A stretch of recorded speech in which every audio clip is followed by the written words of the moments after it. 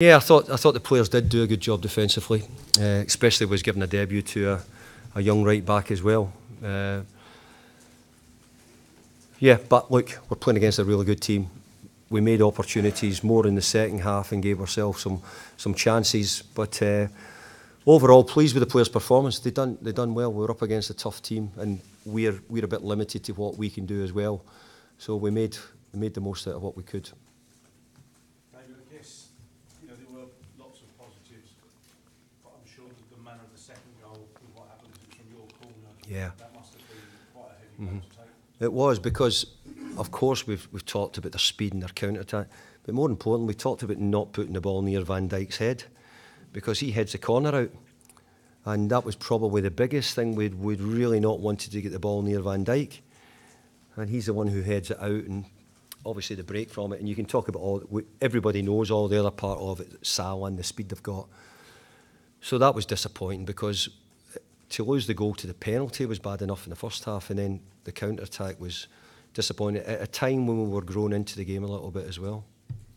It's hard to judge whether this will have knocked confidence or whether you can take enough from it to build a... I think the players will feel that in lots of things tonight that was positive.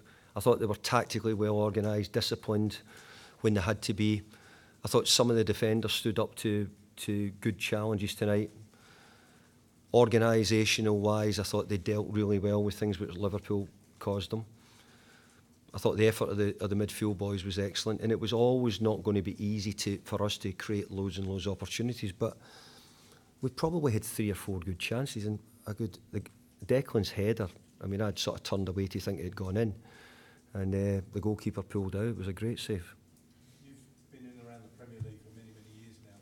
How could you rate this Liverpool team, having been up close and personal for them? How would you rate them?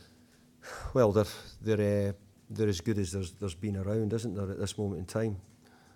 It's very difficult when you've been the manager of Everton, the manager of Man United, to say that, but I've got to say that Liverpool are an excellent side. I think they've got so many strings to their bow. Whatever you try to stop, they've got other ways around you.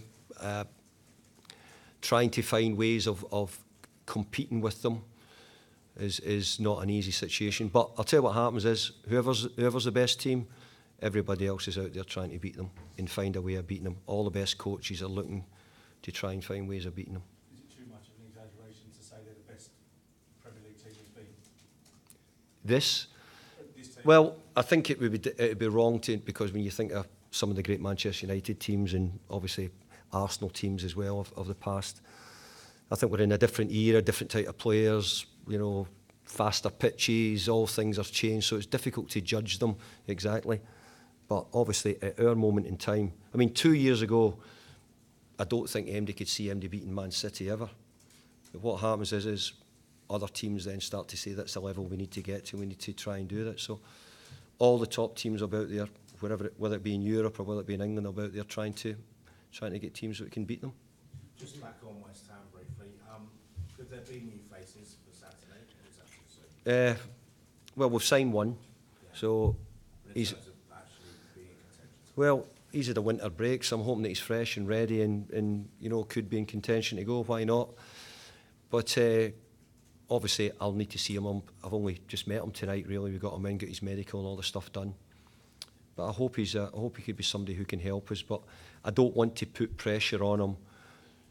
As we all know, it's not the easiest league in the world to come in and make an immediate impact. But I've got a lot of confidence that I think he'll do well for us in the sort of the future, and hopefully this season as well. How did you feel Ngakia did on his debut? How did you tell him that he was going to be starting against Liverpool? I didn't actually tell him till today, but I'd had in my mind, that I would do. I also wanted to give Zabaleta a bit of a breather as well. We've played him in a few games, and I've got to look after him with the games coming up as well. So that was another thought. I actually thought he'd done great. I think after the opening 10 minutes or so, when I think he get shocked a wee bit by probably the strength of some of the players he came up against and the speed. I thought after that he grew into it and he done a lot of good things. I could just ask as well, we couldn't help but notice when Lanzini came off, quite a lot of cheers from the crowd. Obviously, I don't think they were cheering him off. His performance was kind of ironic, if you like. I just wanted your reaction on Well, mine is, he's arguably one of our best players, if not our best player. When I was here before, I needed him as much as I needed Marko Arnautovic. He was such a good player for us, and I'm desperate to get him back to the levels he's at. I trust him. I believe that he can get back to those levels. He's had a bad injury. And what I need is I need the supporters to be right behind him, because we need him. Because at the moment he's our flair, he's it's the person who might make the difference. So what he needs is support, and that's what I'm trying to give him. But I also need him to, to make sure that he does the right things for us as well. But there's nobody more behind him than me to try and make sure that we get him back to the level he was at before. With City and Liverpool to come either side of the break, how big is Saturday? I thought you were going to say, how big's that break?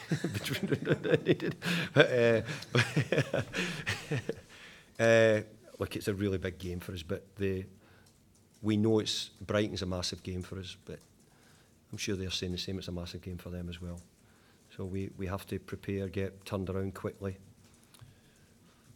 It was a difficult thing knowing that we've got Liverpool twice really in this month. I know it might just be at the end of the month, but this was one of the games which we knocked back from earlier.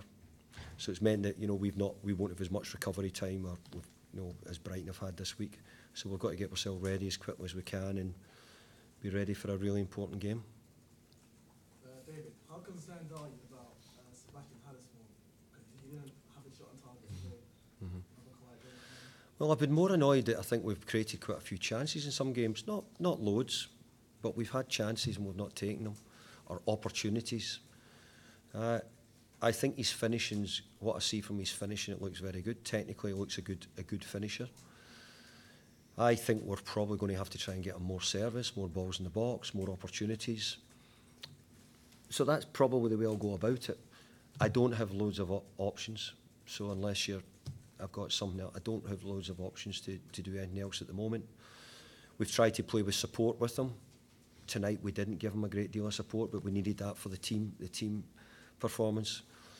So we've tried to get people round him to help him as well. But we need a bit of magic from him. We need to pull, like a goal he scored against Bournemouth for me was great. So I could do with a couple of them somewhere. Any chance you can have a striker in maybe? Like everybody else, we're looking really hard and we're in for a lot, but there's not that many out there. Thank you, everyone. Okay, cheers. Cheers. Thank you.